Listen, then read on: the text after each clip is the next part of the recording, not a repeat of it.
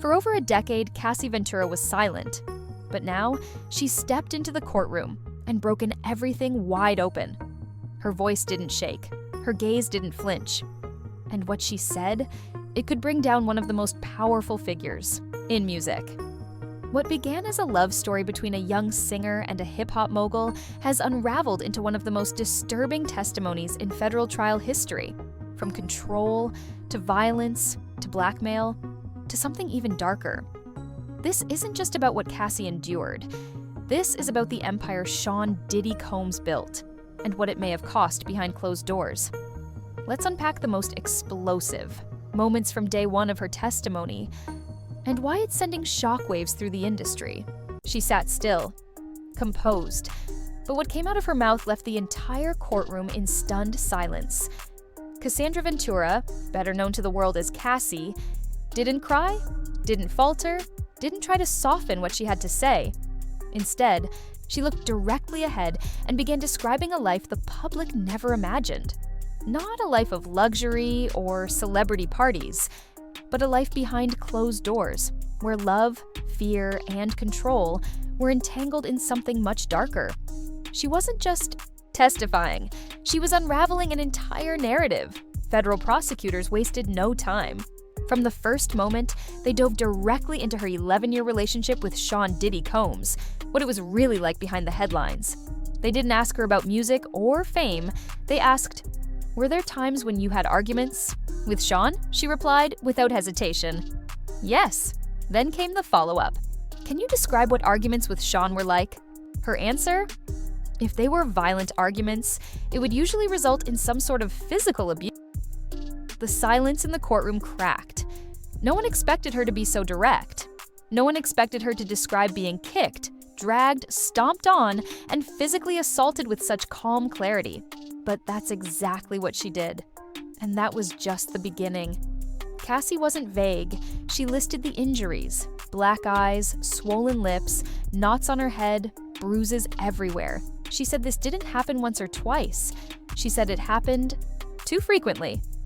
Enough to make it normal. Enough to erase any illusion that her relationship was safe. These weren't just allegations anymore. This was live testimony under oath. Her voice carrying every bruise, every scar, and every silent moment she endured in private. What followed would take the trial into even darker territory. Before Cassie ever said a word on the stand, the courtroom was already on edge. And it all started with her husband. Alex Fine wasn't just her partner. He was also, awkwardly, Diddy's former personal trainer, the man Diddy himself had once brought into their lives.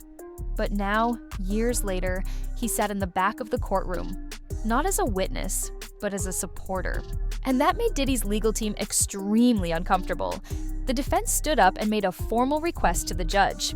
They wanted Alex Fine out, not because he'd done anything wrong, but because they might call him as a witness later. Their reasoning? That there was romantic overlap between Cassie's relationships with Diddy and Alex, and that this could play a role in challenging her credibility during cross-examination, especially regarding an alleged 2018 incident. That could become a focal point. The government pushed back hard. They reminded the judge that under federal guidelines, victims like Cassie have a right to support in the courtroom. This wasn't just about legal maneuvering, it was about allowing a woman to testify about deeply personal, traumatic events. With her family by her side, the tension rose sharply as the courtroom weighed the request. And then came the compromise. Alex Fine could stay. But if Cassie's testimony entered the territory of the 2018 alleged assault, he would be required to step out.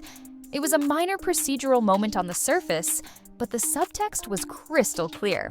The defense was already laying the groundwork to challenge Cassie's credibility, while the prosecution was reinforcing that this wasn't just a spectacle.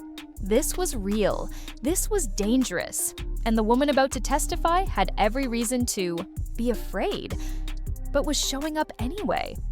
And then the government called their star witness.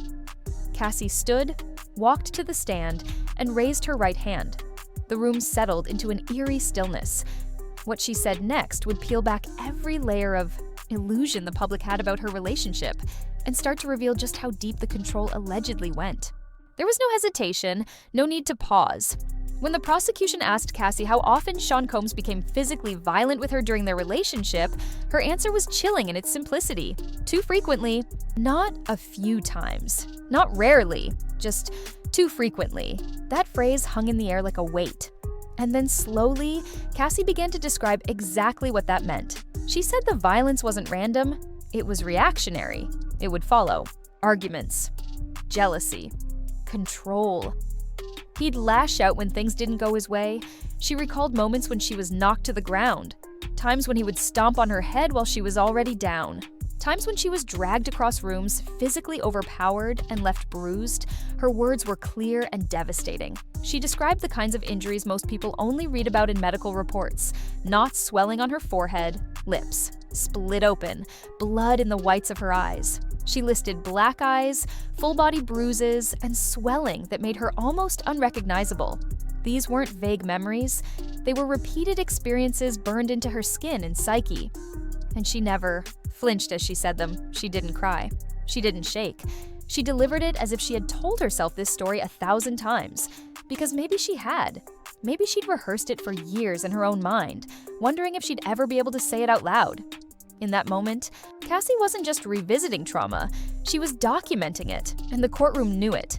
Each sentence struck like a hammer, building a profile of a relationship powered by dominance and fear. She wasn't portraying a man who lost his temper, she was painting the picture of a man who knew exactly how far he could go, and kept going.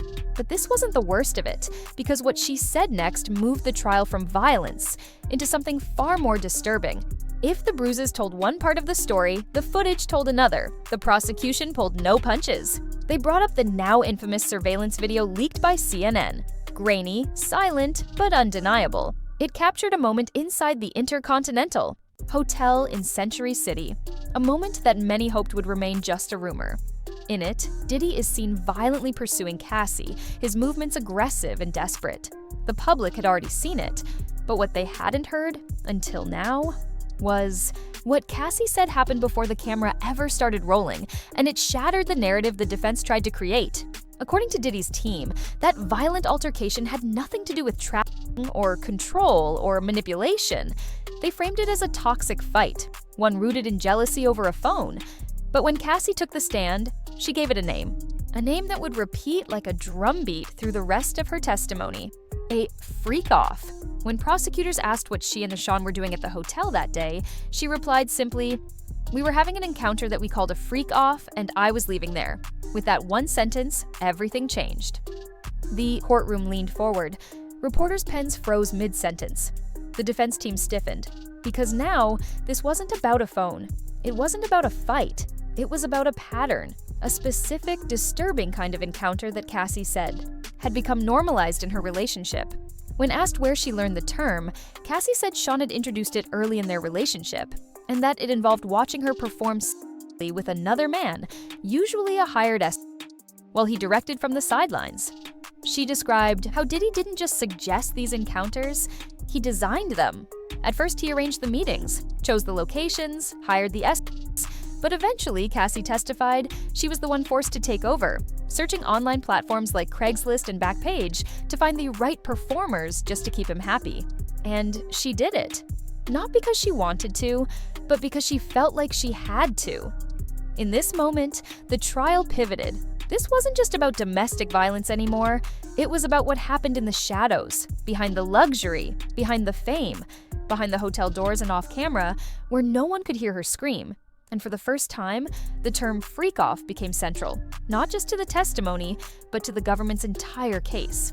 Cassie said the first time she ever heard the word freak-off, it didn't even sound real. Just a strange term, a label Diddy gave to something that was anything but harmless. But it would come to define one of the darkest aspects of her relationship. The prosecution asked when she first heard it. She answered calmly, within the first year. She had just turned 22. And Sean, someone she trusted, someone she loved, approached her with a proposal that made her stomach sink. He wanted to watch her have sex with another man. At first, she didn't understand. She said she didn't even know how to process it. It wasn't something she had ever considered, let alone something she believed people actually did. But he called it voyeurism. He told her it was a fantasy, and he told her he wanted her to be part of it. Cassie described feeling everything at once: shock, confusion, fear, and something even more complicated: responsibility. Because when someone you love shares something intimate, even if it's disturbing, part of you wants to understand it. Part of you wants to protect them. And that's where, she said, he had her. She didn't want to do it. She made that clear. But she said yes anyway.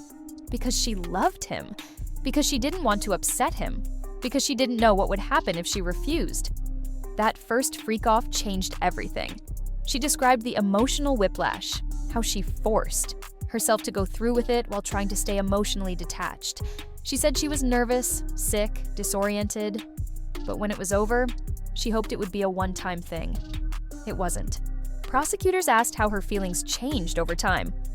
Pretty quickly, she said, the encounters became more frequent, more intense, and she realized she was doing something that felt wrong, something that made her feel worthless. But the deeper she was pulled in, the harder it became to say no. Diddy didn't just want her to participate, he expected it. Cassie testified that he would bring up freak-offs randomly, like casual requests, and every time, the pressure grew heavier. Eventually, she said, the fear overtook the guilt. She didn't feel like she had the option to decline. She didn't know how he'd react, and that uncertainty alone was enough to keep her quiet. The freak-offs, she explained, weren't about desire. They were about control. And over time, she says, they became a prison. What kept Cassie in the relationship wasn't just fear, it was love. And that's what made everything more complicated. In court, she didn't paint herself as a victim who had it all figured out. She spoke honestly about being young, naive, and deeply in love with someone who, in her words, could be both terrifying and charming. She admitted that for a long time, she believed making him happy was part of loving him. And that belief, she said, is what kept her trapped. The freak-offs continued. She didn't want to participate. She dreaded them. But each time she considered saying no, 1,000 fears flooded her mind. Would he explode? Would he replace her? Would he expose her? Because according to her testimony, that's when something darker began to emerge. Blackmail. Cassie said Diddy started keeping evidence. Videos, photos, recordings of the freak-offs, footage of her with other men, explicit clips of things she'd never agreed to be filmed doing. And he made sure she knew those tapes existed. He never needed to threaten her outright, she explained. The implication was always there. If you stop doing what I want, everyone will see who you really are. She described the overwhelming pressure of knowing her most vulnerable, humiliating moments were sitting somewhere on his devices and could be released at any time. It wasn't just about emotional manipulation anymore. It was weaponized surveillance, a safety net for him, a leash for her. She said she eventually turned over some of those old devices to the government. Laptops, phones, even broken electronics. Anything that might have stored those videos. Because the fear never fully left her, even after they broke up, even after she thought she was finally free. Cassie said she began losing track of where she ended and where Diddy's influence began. He controlled everything: her clothes, her hair, her weight, her schedule. She wasn't just in a relationship, she was part of a system. And that system, she believed, was designed to keep her obedient. Still, despite the trauma, she admitted something else. Something most people are too afraid to say out loud. She didn't stop loving him overnight, because abuse doesn't always come with bruises. Sometimes it comes with flowers, with apologies, with the warmth of someone who knows exactly how to pull you back in. And that's why she said the blackmail worked. Not just because she was scared, but because she still hoped he might change. In her testimony, Cassie said the freak-offs didn't begin when the door closed, or when the escort arrived. They began long before that. Because every inch of her had to be curated to his liking. She told the jury that Diddy controlled how she looked, how she dressed, and even what shade her nails were. White, or at least French tips. That was the rule. No exceptions. She said he demanded she stay tanned, that her body had to be kept up. That meant working out regularly, staying toned, keeping her hair a certain way, waxing, and being physically ready for anything he might ask for. She wasn't just preparing for an intimate moment, she was preparing for a production. Cassie described spending entire days getting ready for a single session, choosing lingerie from specific stores, buying platform heels, because he insisted she wear them, even if the sessions lasted hours. She told the court that sometimes she was allowed to take them off, but only briefly. The expectation was that she remain in costume, literally, for his fantasy. But the control didn't stop at fashion. According to Cassie, he made her wear masquerade masks during the freak-offs. These weren't just props, they were disguises. She said Diddy wanted to control the way she was perceived, even by the men he brought into the room. There was no room for self-expression, no identity, just performance. And just like he shaped her physical appearance, he allegedly manipulated her emotional state. Cassie testified that Diddy had a constant stream of communication with her, texting, calling, demanding updates throughout the day. If she didn't respond quickly enough, the tone would shift, the tension would rise. The silence was never peaceful, it was dangerous. Everything about her life, her body, her time, her words, was under surveillance. She called it an all-around thing. Not a relationship, a regimen. When asked why she didn't resist harder, why she complied with all these requirements, her answer was simple. I just didn't feel like I had much say in it. Because when someone controls your income, your image, your routines, and uses love and fear to hold it all together, you stop feeling like a person. You become a project. By now, the jury had heard about control, about fear, about violence. But Cassie's testimony moved into something even harder to grasp, what it felt like to live inside that cycle, week after week, until you no longer recognized yourself. She said the freak-offs didn't just take time, they took everything. Cassie described them as consuming entire chunks of her week. Some lasted 36 hours. Others pushed into 48, even 72. She recalled one that stretched across 4 days. 4 days of non-stop encounters, drugs, alcohol, strangers, and surveillance. And then, when it was finally over, there was no rest. Just recovery. Just the desperate attempt to feel normal again. She told the jury she often needed days just to come down. Not because it was some wild party, but because she was drained. Spiritually, mentally, physically. She talked about the silences, about the staying awake for days, about how her life had been reduced to 2 alternating states, preparing for the next freak-off or trying to survive the last one. And in between those moments, she said, there was no space to create music, no mental clarity to write, no energy to record. Despite signing a 10-album deal, she released only 1 album. And now, for the first time, the courtroom understood why. But it wasn't just the exhaustion, it was the emotional fragmentation. She told the court she felt sneaky, like she was living 2 lives. The outer world saw her as a pop star, as Diddy's partner, as someone who had made it. But behind closed doors, she felt numb. She was doing things she didn't understand, being told how to behave, how to speak, how to smile. Even the moments that should have felt intimate, the one-on-one time with Diddy, became, in her words, transactional. The only thing she got out of the freak-offs, she said, was a sliver of attention, a moment of closeness. And that, as twisted as it sounds, became the most intimate part of their relationship. That was the cruelest part, because she wasn't just enduring the acts, she was chasing scraps of affection from the man who orchestrated them. And in that process, Cassie testified, she lost pieces of herself until there wasn't much left. If earlier testimony peeled back the layers of Cassie's suffering, this section tore them off entirely. Cassie didn't just describe being manipulated or abused, she described being humiliated, violated, stripped of dignity in ways that stunned the courtroom into silence. She spoke about moments during freak-offs when things escalated beyond what she had ever imagined. There were no boundaries, no warnings, no conversations, just acts. Acts that made her feel, in her words, disgusting. She said that on multiple occasions, Diddy, or the escorts he hired, urinated on her. Sometimes, she testified, it happened with no discussion, no explanation. 1 minute, she was on the floor. The next, she was choking, hands raised in desperation. Her body in a position she couldn't easily get out of. She couldn't speak, couldn't stop it. The prosecution asked why she didn't tell them to stop. Her reply was brutally honest. She couldn't.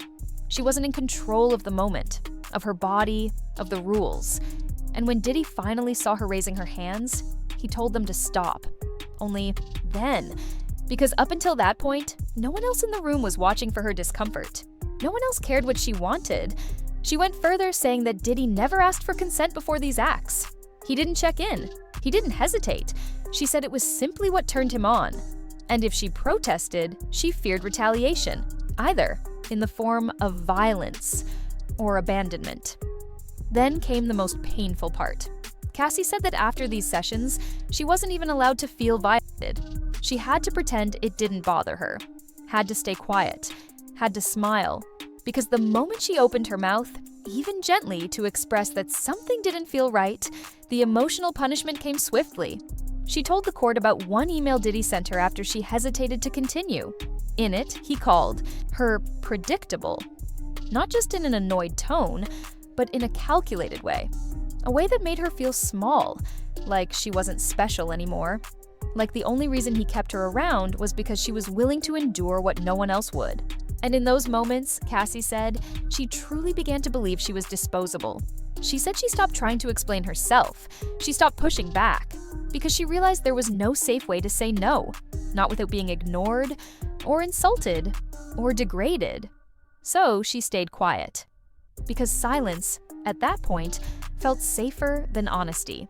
By this point in Cassie's testimony, the image was undeniable. She wasn't a participant in these acts. She was a performer on a stage she never auditioned for, following a script written by someone else. And according to her, Sean Diddy, Combs was the director. She told the jury that he didn't just initiate freak-offs, he designed them. Every single detail, from the lighting to the music, the exact position of the bodies in the room, even the flow of each encounter. It wasn't spontaneous, it was premeditated, a production crafted to serve one man's fantasy. Cassie said Diddy often dictated when each sexual act would begin and end. He would tell her when to move from touching to oral, when to shift positions, when to make eye contact. She said she would ask for permission mid-act, looking to him to confirm every next step, not because she wanted to, but because she was trying to avoid doing anything wrong. Trying to avoid another mood swing, another punishment. She talked about being asked to narrate what she was seeing, to describe an escort's body in graphic detail, not because it turned her on, but because it turned him on, because it was part of the performance. She didn't want to do it. She said that plainly. It was awkward. It was humiliating. But she learned to push through it, to act like it didn't bother her, because showing discomfort wasn't allowed. That would ruin the illusion. And the most disturbing part? The finish. Cassie testified that Diddy controlled even that. She said he would tell the escorts when and where to ejaculate, usually on her body. And afterward, she wasn't allowed to just leave the room. Instead, she said, Diddy would lead her into another room and ask her to rub the semen on his chest, on his skin, on his nipples. She said she did it because it meant the session was over, because it meant she could finally breathe. And when prosecutors asked if she wanted to, if she ever felt any personal desire to participate in these acts, she looked straight ahead and said, no, she didn't, not once. Every movement, every gesture, every whispered direction in those rooms, she said, was for him, not her. And that, in the end, was the final blow. Because Cassie wasn't just describing sexual abuse, she wasn't just exposing violence. She was revealing a man who, according to her testimony, had built a private world where he controlled everything. A world with no limits, no accountability, and no concern for consent. And for over a decade, she lived inside that world. When Cassie Ventura stepped off the witness stand, the room didn't immediately exhale. The weight of her words hung in the air, impossible to shake. It wasn't just the graphic nature of what she'd described, it was the detail, the consistency, the absolute clarity. Every story she told painted a picture that felt too controlled to be fiction. For years, Sean Diddy Combs cultivated an image of invincibility, a music mogul, a cultural icon, a business genius. But Cassie's testimony cracked that image wide open, and what spilled out was something darker, something meticulous, something terrifying. She didn't accuse him of losing his temper now and then. She accused him of engineering her life, of building a world where her choices didn't exist, where she existed only to fulfill a role that was never hers to write. And through it all, she said, the industry looked the other way. The cameras stayed off, the headlines stayed clean, until now. This trial isn't just about proving guilt or innocence, it's about power, about how far it can stretch, about what it looks like when it's wrapped in wealth, fame, and charm, and about how long someone can keep the truth buried before it finally claws its way to the surface. What Cassie revealed wasn't just painful, it was historic.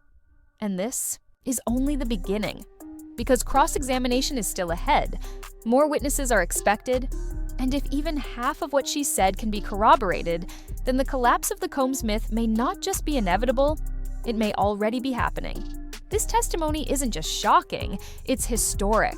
But what happens next will depend on how much pressure the public keeps on this case. So, what do you think? Will this finally be the moment that accountability catches up to power? Or will the system protect another celebrity? Drop your thoughts in the comments.